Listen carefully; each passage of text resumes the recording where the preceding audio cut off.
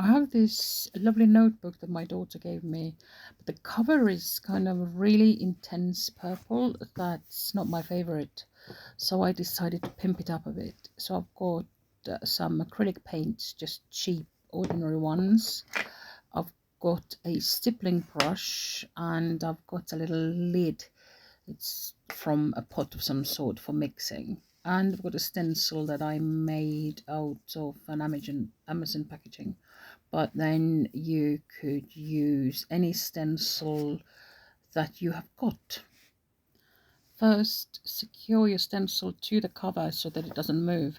I am using sewing clips, but you can use paper clips or tape or something heavy or whatever you have, just so that it doesn't move around and make pools of paint under the stencil.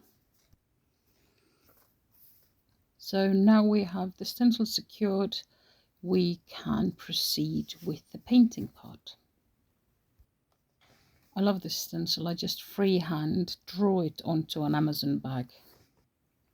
As a neurospicy person, not surprisingly, I haven't actually filmed the stippling part. So here we go. I am applying a second coat, and the trick is to take as little paint as you can onto your brush and not do what I'm currently doing. Do not brush like that, just tap up and down, because if you brush like that, then you run the risk of the paint running under the stencil and ruining your design, essentially. I went over the whole cover one more time, applying another coat of paint. And then while the paint was drying, I carried on hand stitching my quilt that I have been obsessed with recently. It is a Kawandi style quilt, but obviously it's not an original because I was trying to adapt it, and I have learned that actually, those women who have passed this tradition on for hundreds of years, from mother to daughter, maybe they knew what they were doing. So I am now sort of adapting back. So I decided to start with ragged edges, but actually the folded over edges give the quilt a really nice softness. But I really love the slow meditative hand stitching. It's just really calming. If you struggle with anxiety or any kind of overactivity in your brain, then hand stitching, just running stitch is so meditative. I really like the checkered fabric actually, because that helps me with my stitch length. I have not really done any stitching since I was 12, and those sort of home economics traumas are still very fresh in my mind. But this kind of stitching I do not hate.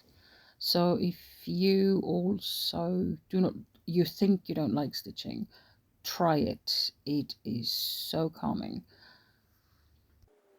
And it's better than just watching paint dry. Haha.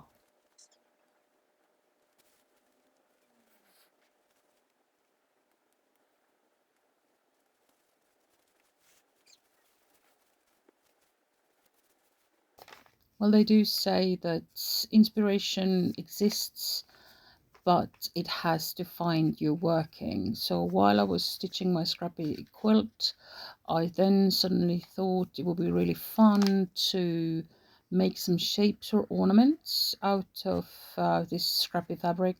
You can hand stitch it or machine stitch it, it's up to you. And it doesn't just have to be Christmas, because I thought, oh, Valentine's Day is coming, like a patched mended heart, as opposed to a broken heart, be really cool, either a tag or a present to give someone. And then some leaf shapes, they can be spring or autumn or summer. And of course little fishes and seashells. I just roughly hand drew them, so apologize. But you know, once you start moving your hands, all kinds of other things tend to happen. And I have finally learned to just have a notebook near me so that when they come, I can write them down. And because I'm a really visual learner, it also helps if I actually draw the things. Meanwhile, the cover is still drying.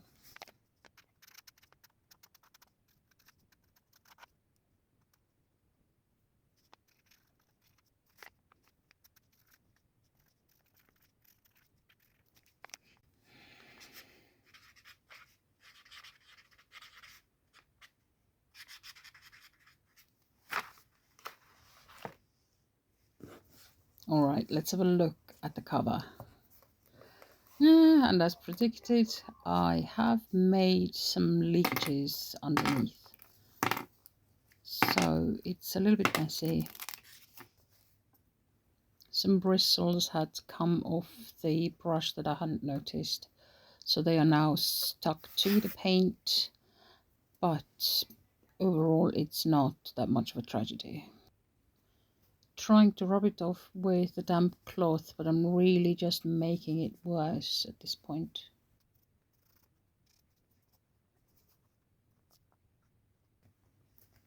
So I decided to take a break and let my ideas percolate while I was sort of doing something else and trying to decide what to do with the cover. Some bits of Christmas cracker from Christmas fell out of this, essentially just a rolled maths book, and I used some double-sided tape to make a pocket on this page, because originally on this page I had practiced making sashiko patterns, and you can see the stitched sample just attached above. And so this pocket can now take other bits and pieces so they don't just fall out. So this notebook essentially contains all the ideas and projects I have been making since November. And I drew down some patterns because I couldn't be bothered to print. There are some more scraps so I know where they are. And these I haven't made yet, those I did. Just some bits from various things. You can see I was really into crocheting and knitting snowflakes, and then I knitted gloves. There's the wools I tested out, some what you call it, patchwork crochet again. So I'm a multi-talented or passionate is the word, multi-passionate creator. So I have more ideas than hours in the day.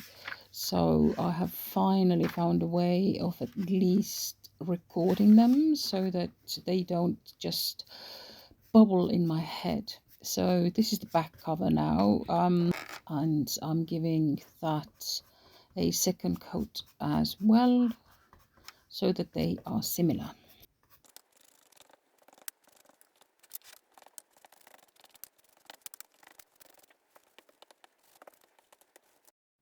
The brand logo was annoying me on the front cover because it was still shining through the shapes.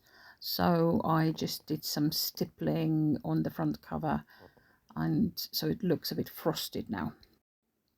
So there we have it, a pimped up journal cover, entirely made in bed, taking small breaks and allowing ideas to percolate. I hope you enjoyed this accidental vlog. Just a shame that I couldn't figure out how to add the greeting voiceover to the beginning. So here it is at the end now. So if you're still here, please hit like and subscribe, and in the comments maybe tell me what your favorite craft is that you can do even when you are out of spoons or your brain isn't working, but you need to move your hands. Bye for now.